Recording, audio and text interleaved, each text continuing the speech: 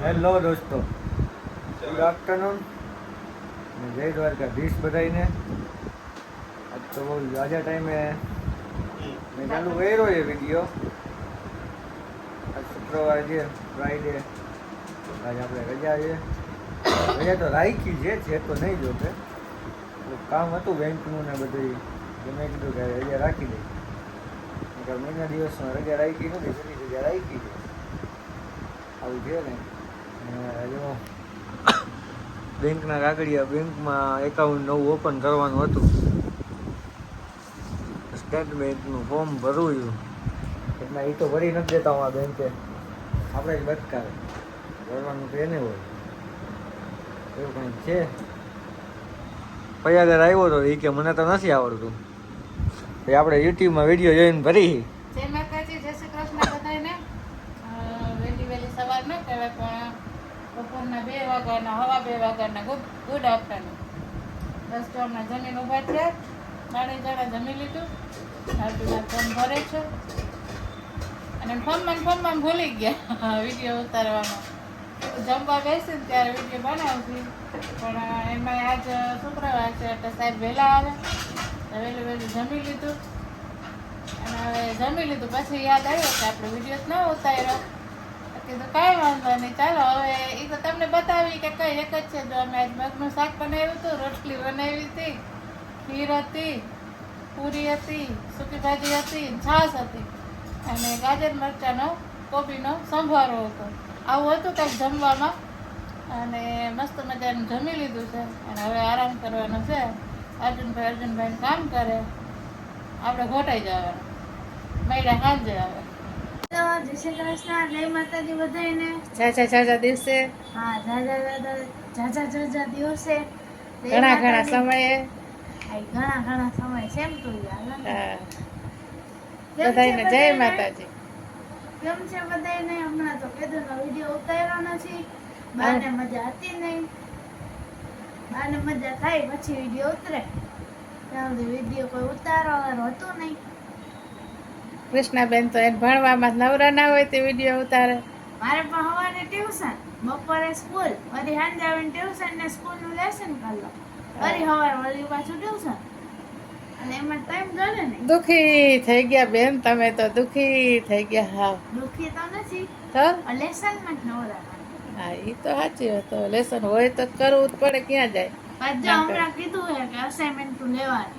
Assignment લઈને તેમાંથી 10 paper ઉતારવાના. હા, એટલે એ 10 પેપર પછી ઉતારવાના આવશે. એ 10 પેપર તો કેદી ઓહો, એવું બધું છે. સોમવારથી ના ચાલુ થઈ જાય. હા, અમને ટ્યુશનમાં કહી દીધું સોમવારથી એને લઈ લેજો કે અસાઇનમેન્ટ એમાંથી અમે પેપર લખાવશું. જવાબ અમને અહીંયાથી મોકલશે, અમારે ખાલી એને પ્રશ્ન પેપર રહેશે અસાઇનમેન્ટ. બરાબર. જવાબ અમને અહીંયાથી મોકલશે ટ્યુશનમાં. એટલે ફોનમાં જ બેઠા ભણ્યા. સરસ. જો અમારે કૃષ્ણાબેન લેસન કરે છે. જાણે લેસન કરતા વચમાં એક કામ કરી લીધું. કુલર છે, હવે કુલરની કાંઈ જરૂર છે નહીં, તો એને પેક કરીને સાફ કરીને રાખી દીધું, બોક્સમાં ભરી દીધું છે. હવે એને પૂવા આવે એટલે માળી એમ ચડાવી દે. કેમ કૃષ્ણાબેન? આવશે તો ચડાવી દે. એ કે તમારા હાટું કામ રાખો દે, આવું તે ઘરે રાખવું જ પડે ને, અમુક કામ આપણાથી ના થાય તો પછી એના માટે ન રાખવું પડે. એમ ન કરે. આટલું તો એ કરી દે ને. દેખ તો થાકી જાય. અહીંયા ક્યાં વખેડું લેવા ગયા હોય, થાકી ગયા. મતલબ તો માવા ઘસવાના છે. થાકી જાય લે. એ શરીરમાં ક્યાં પેલા તો હાથી હાંકતા ને પાણી વાળતા ને અહીંયા ખેતીમાં કામ કરતા હોય તો થાકી જાય. હવે અહીંયા માવા ઘસવામાં શું થાક લાગે? સવારના 5 વાગ્યાનો વાત હોય. બપોરે 2 કલાક આરામે થઈ જાય છે. 2 વાગે આવે એમાં 3 વાગે સુવા જાય, 3 થી 4 એમાં થોડી નીંદર થાય. કલાક તો નીંદર થઈ જાય સરસ મજાની. કઈ સરસ મજા નીંદર ના થાય. અત્યારે વેલા હોઈ જવાય, કોણ ના પાડતું હોય. તો 11 વાગે હોય. એક તો અમારે વરસાદ આવ્યો તો બહુ તો નતો આવ્યો, પણ છાંટા હતા થોડા સવારે. કપડાં જોયા બાજુ અંદર લઈ લીધા છે, હજી કાંઈ બહુ હુકાણા નથી જોયા. રહેવા દીધા પંખા નવા. અને અમે બધા અત્યારે હમણાં મીટિંગ કરીને બેઠા હતા. મીટિંગ, મહિલા મીટિંગ હમણાં પૂરી થાય તે કવિતાબેન હતા, અમે હતા ત્રણે જાણા, કૃષ્ણા અને હું ને અમારા ડોસીમાં.